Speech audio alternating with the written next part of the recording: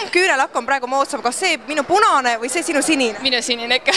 Ma võin saladuskatte all öelda, et siin lava taga on Trafficu ühe noormehe sõbranna on minu küünte autor, et vaata selles mõttes, et mõtlesin nagu vaheldust. Vaata selles mõttes öeldakse, et ei ole palju vaja, et poiste tähelepanu saada.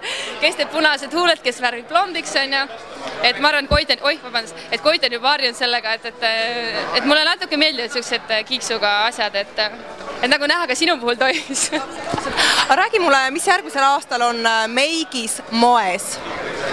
Eks ikka oled praegu on hästi popp, on selline naturaalne või siis erksad huuled või meeletu comeback on teinud nii küüntemaailmas, mis iganes seda nimetada, meigimaailmas on teinud hall värv.